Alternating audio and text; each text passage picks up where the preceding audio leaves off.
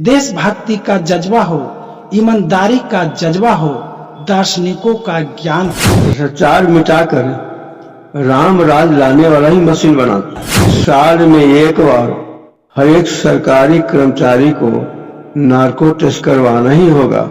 ज्यादा वेतन ही महंगाई का कारण होता है। सचमुच में सुधारने के लिए एक माह काफी है। आंगनवाड़ी को बंद कर देना ही सबसे बेहतर होगी।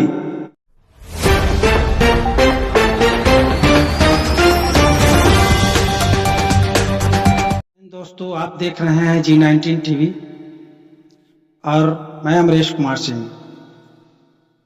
आज हम चर्चा करने आए हैं भ्रष्टाचार और देश में चल रहे अपराधीकरण की राजनीति के संबंध में। और हमारे साथ हैं फतुहा भाजपा नगर मंडल के मीडिया प्रभारी डॉक्टर लक्ष्मी नारायण सिंह, जो पेशे से डॉक्टर और पत्रकारिता के क्षेत्र में भी इनका काफी नाम है और इन्होंने अपने कलम को उठाया है भ्रष्टाचार और अफसरशाही के खिलाफ। अक्सर इनके लेखों में लोग पढ़ने को मिलता है। जब भी इनकी लेखनी उठती है तो समाज के पथ प्रदर्शक के रूप में और शोषण और अत्याचार के विरुद्ध लिखते हैं। आइए आज इस समय में हम डॉक्टर साहब से मिलाने का प्रयास करते हैं। जानना चाहेंगे कि वर्तमान समय में जो अपने क्षेत्र ही नहीं पूरे देश के स्तर पर जिस तरह के भ्रष्टाचार की चर्चा होती है और इस भ्रष्टाचार के पीछे का जो मूल तथ्य है, कारण है, उसके बारे में बतलाने का कष्ट करें। भ्रष्टाचार एक गंभीर विषय वर्तमान में भी है, पहले भी था। भ्रष्टाचार समाप्त कैसे होगी, एक गंभीर विषय था, लेकिन अब वर्तमान में नहीं है। जैसे वैज्ञानिक ने बहुत सा समस्या के हल कर दिया, एक रेडियो, मोबाइल, टीवी, हवाई जहाज, रेल, कितना सुविधा कर दिया जाने के लिए। इसी तरह से वैज्ञानिक ने भ्रष्टाचार मिटाकर राम राज लाने वाला ही मशीन बना दिया। लेकिन वह मशीन से कोई काम लेना नहीं चाहता, भ्रष्टाचार रोकना नहीं चाहता। यदि सरकार आदेश जारी कर दे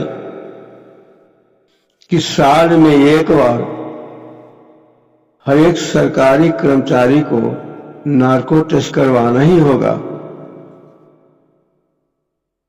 यह आदेश देते ही शायद 70% अधिकारी रिजाइन देकर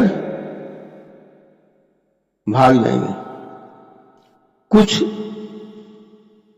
पदाधिकारी हैं जो वकील के यहाँ दौड़े कि कोई उपाय बताइए जान बचाने, और सचमुच ये मशीन राम राज ला देगी, न तो कहीं अपराध छिटपुट छोड़कर और न कहीं भ्रष्टाचार हो। लेकिन यहां पर विषय उठता है कि जैसे ही सरकार आदेश जारी कर दे और सारे पदाधिकारी मिलकर सुप्रीम कोर्ट चला जाए कि सर, विधायक, सांसद, मंत्री को भी साल में एक बार नार्को टेस्ट करवाने के आदेश जारी कर दिया। यह जब आदेश जारी होते ही क्या स्थिति होगी इन लोगों को। शायद अधिकतर विधायक, संसद मंत्री रिजाइन दे देंगे और नए जब चुनाव होगी, सचमुच में स्वर्ग लाने वाला, राम राज्य लाने वाला बिल्कुल ईमानदार व्यक्ति ही जनप्रतिनिधि बनना चाहेंगे। चाहे विधायक हो, संसद हो, मंत्री हो, कोई भ्रष्ट हो जाएगा नहीं। और एक ऐसा मुद्दा है, लेकिन मामला उठाए को विरोधी पार्टी भी तो नहीं उठा सकता है। उसमें भी संसद है, विधायक, मंत्री है। यदि नार्को टेस्ट के लिए सुप्रीम कोर्ट आदेश जारी होगा तो उन्हें भी होगी। यह ऐसा मुद्दा ही कोई नहीं उठाना चाहे, कोई राजनीतिक पार्टी नहीं। अपने देश के प्रधानमंत्री के बारे में इस समय जो चर्चा चल रही है, महंगाई का मुद्दा, इस संबंध में आप थोड़ा प्रकाश डालें। महंगाई रोकने से रुकने वाला नहीं है। महंगाई बढ़ने का कारण न तो किसान है, न मजदूर है। ज्यादा वेतन ही महंगाई का कारण होता है। आज बड़े बड़े प्लॉट 1 बीघा, 2 बीघा, 4 बीघा के IAS, IPS खरीदे हुए हैं, कोई कमा कर नहीं खरीदे। उन्हें कहाँ महंगाई बुझाता है। महंगाई तो सिर्फ गरीबों के पास, और गरीब करे तो क्या करे। महंगाई घटाने का तरीका, वेतन घटाना होगा। एक अधिकारी की 1 लाख, 1.5 लाख, 2 लाख वेतन मिलता है, 2.5 लाख वेतन मिलता है, उन्हें घटाना होगा। और सवाल उठता है कि कम वेतन में वो नहीं काम करना चाहेगा। कोई IAS, IPS 30,000, 40,000 महीना में नहीं काम करना चाहेगा, जबकि 30,000 और 40,000 फिक्स कर देना चाहिए कि किसी को 30,000 से कम महीना नहीं मिलेगा, 40 से कम नहीं मिलेगा।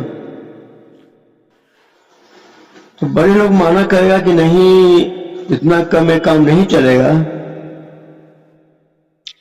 तो देश के फौज में टोटल गरीब का ही, किसान और मजदूर का ही बेटा है। अब पेट को पोषण के लिए, यानी खिलाने के लिए जो अनाज उत्पन्न करता है, वो भी जो किसान मजदूर का बेटा है। बड़े घराने के लोग 30,000, 40,000 में नहीं खरीदना चाहेगा, लेकिन वैकेंसी सरकार निकाले कि 30,000 और 40,000 महीना का वैकेंसी, BDO, CSDO, दरोगा, SP, DSP को वैकेंसी निकाले तो गरीबों को कतार लग जाएगी।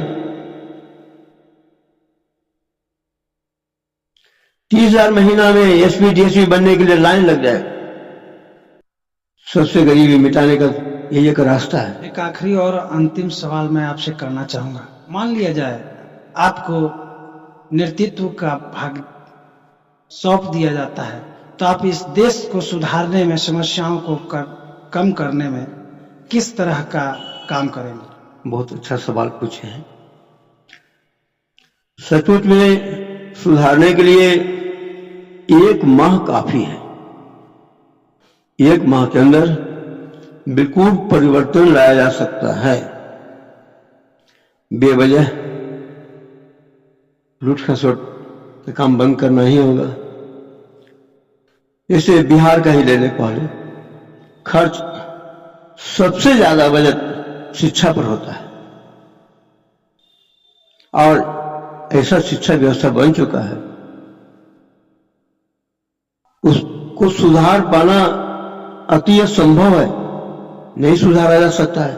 जैसे कोई गाड़ी बिल्कुल खंजर हो जाए, रोड के बगल में फेंका हुआ है, कोई मिस्त्री उसे निर्माण या बना नहीं सकता।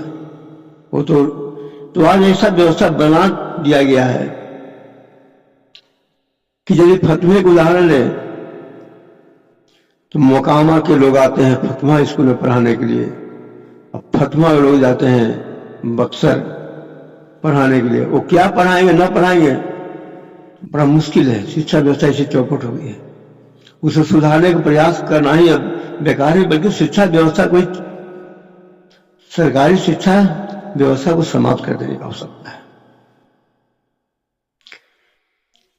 हाँ, जो प्राइवेट स्कूल हैं उन्हीं को सर्टिफिकेट देने का अधिकार मिल जानी चाहिए। जैसे पहले प्रथम क्लास से लेकर मैट्रिक क्लास तक सीधे मैट्रिक में फॉर्म लोग भरता था प्राइवेट स्कूल में पढ़कर। सबसे बेहतर वही है कि प्राइवेट को सर्टिफिकेट दे दिया। लेकिन सवाल उठता है कि सरकारी स्कूल के शिक्षक क्या करेंगे? तो शिक्षकों को शिक्षक की जगह पर ग्राम रक्षक बना देने की आवश्यकता है, जिसमें कि वो गांव पर ही या मोहल्ला में रहना होगा। और सर्व शिक्षक को एक सप्ताह पुलिस का ट्रेनिंग, पुलिस का वर्दी, और हर शिक्षक को गांव को जिम्मेवारी दे देनी चाहिए कि आपको सुरक्षा रखना है। हर घर में हर दिन एक बार जाकर के उनके समस्या लेना है, अक्सर क्या क्या समस्या है निराकरण करेंगे। यदि निराकरण उनसे नहीं होगी तो थाना से मदद देंगे और उन्हें रक्षक बना देना हो सकता है। शिक्षा की व्यवस्था समाप्त कर देनी चाहिए। आंगनबाड़ी में सबसे ज्यादा खर्च,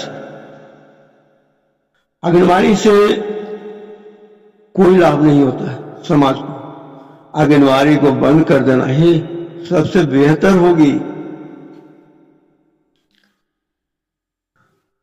लोगों को सवाल उठेगा कि बगावत हो जाएगी, संघर्ष तेज हो जाएगी। आंगनबाड़ी सेविका आखिर में क्या करेंगे? हाँ, उनको सरकार द्वारा जितना पैसा मिलता है उन्हें जीवन जीविका के लिए उतना पैसा फिक्स कर दें और आंगनबाड़ी व्यवस्था समाप्त कर दें। उनको महीना अपना 10,000 के लगभग मिलता होगा, 10,000 हर सेविका को मिलेगा। रिटायर हो जाएंगे, समाप्त हो जाएगी। दोस्तों, अभी अभी आपने होम्योपैथिक चिकित्सक डॉक्टर लक्ष्मी नारायण सिंह का वार्ता को देखा। और जहां तक देश में सुधार की बात हो, चाहे वह सुधार शिक्षा के क्षेत्र में हो, स्वास्थ्य के क्षेत्र में हो, जन समस्याओं को लेकर के हो, तो जहां तक कि मेरा व्यक्तिगत सोच है कि अपने देश समाज के अंदर जो विकृतियां, समस्याओं का अंबार लग चुका है, वह इतना विकृत रूप में है कि इसके समझना इतना आसान नहीं।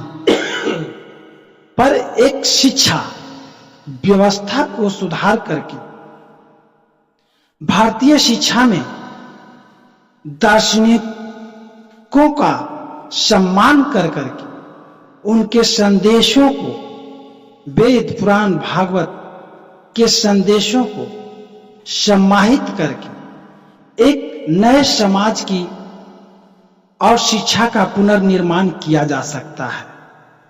सरकार एक ऐसी शिक्षा व्यवस्था को लागू करे जिसमें देश के संपूर्ण बच्चा का चारित्रिक और नैतिक शिक्षा पर सबसे ज्यादा जोर और ध्यान रहे, ताकि वह बच्चा जब परिपक्व होकर के देश सेवा में, फौज में जाए, शिक्षा में जाए, स्वास्थ्य में जाए, तो वहां उसके अंदर, उसके जेहन में, उसके रग रग में देशभक्ति का जज्बा हो, ईमानदारी का जज्बा हो, दार्शनिकों का ज्ञान हो। अगर ऐसा हो पाता है तो वाकई में यह देश विश्व गुरु भी बन सकता है और यहां से पूरे दुनिया के, विश्व के लोगों को, मानवता को रक्षा भी किया जा सकता है।